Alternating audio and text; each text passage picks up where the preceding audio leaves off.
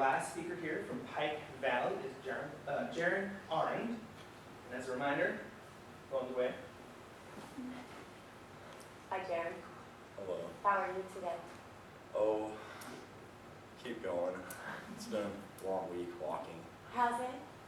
MCL, ACL? Tore my ACL in track at regionals about a week and a half ago, throwing javelin, and my surgery is tomorrow morning. So. I wish you the best of luck surgery. Yes. What's your topic for today? My topic for today is, what do you think is the most effective way to engage and educate consumers about where their food comes from? Okay. And you three can just let me know when you're ready. We're ready. We're ready. Good afternoon. It's a Sunday afternoon and you're going to the grocery store. When you're going to the grocery store, you're looking to buy all the things that you're willing to eat for the next week, week and a half or so. When you get to the grocery store and you're walking around, you get to the end of the line and you're towards the produce section. And there's just this fruit that you see. It just looks cool. You're like, man, that fruit's popping my eye. I want that fruit. I'm gonna go try it. Never seen it, never heard of it. You get over the fruit and you're looking at it and you're like, I wonder where that came from. Well, you don't know where that fruit came from. All you know is it looks pretty cool. And for you, that might be enough. But for other people, it's not. In America, most people do not know where their food really comes from. If you were to go to an inner city, some people might tell you, well, I thought the food came from the grocery store. I didn't know that people actually grew it and made it and stuff.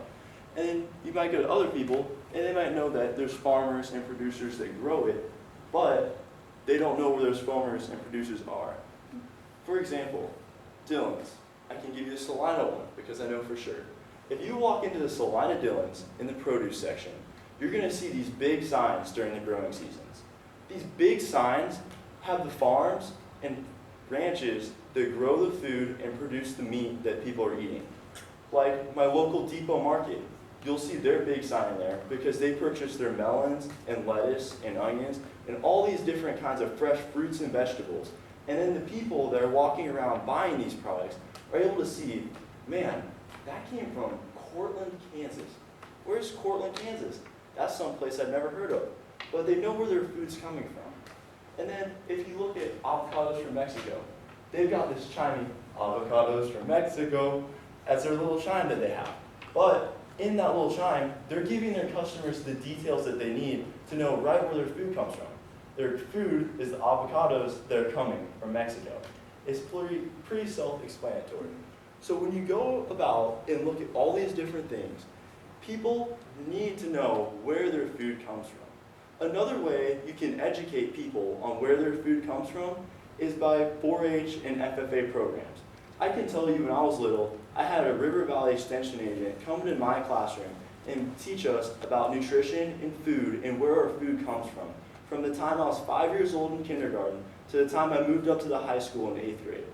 This was something really big for me because it got me to try new things and things that I'd never heard of. And I also got to find out where they come from and how the people make it and how I'm supposed to cook it and prepare it so that it tastes good and I don't have a cooking mishap.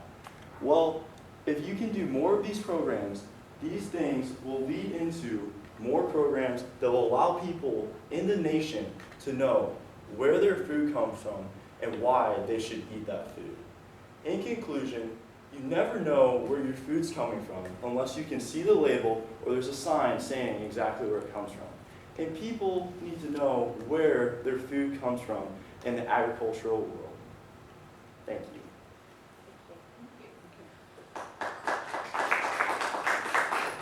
I have several questions floating around my head. I don't know what to go with. Okay, so when you talk about people needing to know where their food comes from, how specific do you think that needs to be? And is a country good enough, or do we need to get to very specific locations, and how do we go about doing that? So if you look at the winter season right now, or I guess it's not winter anymore, my bad, spring going into summer, you're going to see a lot more fresher fruits and vegetables. Like my grandma, she loves getting strawberries. She loves putting sugar on them, getting all the juices flowing in them, and they taste amazing.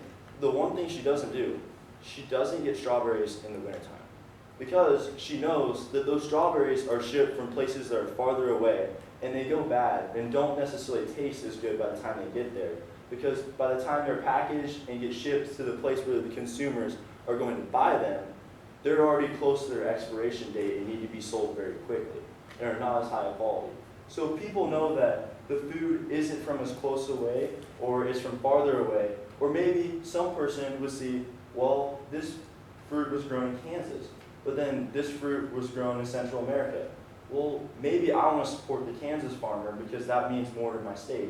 And they'll purchase the food from the Kansas farmer because it might be a cent or two more expensive, but they feel like they're making a bigger impact on purchasing the local food because they knew where it came from.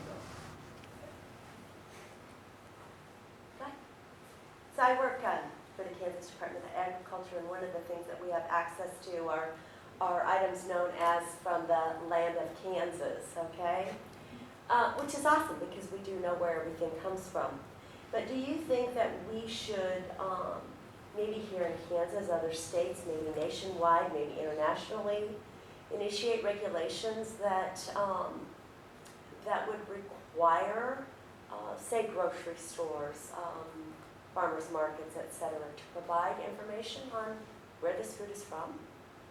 And what benefit, if so, would that allow for us as consumers? Loaded question, I'm sorry. Can I help split part of your question? Yes. Are you talking more about like produce and meats, or are you talking about canned goods, or what type of area are you talking about for that Well, question? you can expand on both, but I'm talking about mostly produce and meats. You know, canned goods, that's kind of stamped, but. Yeah. All right. So if you're looking at your produce and stuff, so say I buy a carton of strawberries. On the carton of strawberries, some might say what country it's from if it's shipped from overseas, but then others don't. And then if you look at that, there maybe should be regulations, because if people are getting all this stuff from overseas, it's really hurting the American farmers that are growing it in season during the year. So for say the summer months, you want to get more United States produce into your grocery stores. And that's a more feasible option, because obviously in the winter, most states have a harsher winter and are unable to grow a good amount of those products to be sold on the market. So then in the winter months, you can be importing different products from different places. But then in the growing seasons where we have those fresh, ripe fruits and vegetables, and we're able to get the meats and everything, you should try to encourage buyers and consumers to purchase from your local areas and not go overseas or out of country. Okay, thank you. Jaren, what have you been doing to address these education issues yourself individually? So our school does something pretty cool, I think. We call it Cadence Gardens. We have these hanging tower gardens. And I only got to help with it a little bit this year because I was in our plant science class. But we have these tower gardens that we have. We have 3 at our high school and 3 at our elementary school, where we grow fresh vegetables, mostly lettuce, and then I think we tried to grow a tomato plant or something, but that didn't really work out very well. And these fresh fruits and vegetables, the kids at lunch, like I can say our high school especially, when we harvest that from the towers and we put it into salads, it's gone by the time I get to second lunch, because the kids just love it so much. And they know, well, I saw all this stuff out in the lobby and it's been growing for like a couple weeks and it looks pretty good out there. It's on our salad, it's on our lunch menu today, and we're able to eat it. And then that's something that helps them get more into it and be like, I know where we grew that and it looks really good and I want to eat it. So then that's something that our school has done to help do that. And then the elementary kids, we just do the same thing, and we get a little bit more variety because we have a couple more tower gardens over there. And they're getting to do all this cool stuff in class, which for them is like, oh my gosh, I get to skip class and go do some agricultural stuff with the FFA kids. They're the big kids, they're my role models. And you go out and you take them and you show them how to plant all this stuff in the tower gardens. And they get super bought into it because teachers are like, all right kids, who's gonna go water the tower gardens today? And then me. And all these kids are wanting to be it and be involved in it. And they also know that they're growing some of the fruits and vegetables that they're going to be eating in school for their lunch in that year as well. And that's time, that's 5 minutes of questioning, so. Okay, sorry. Perfect. No, Thank that's great. Great, thank you. Thank you.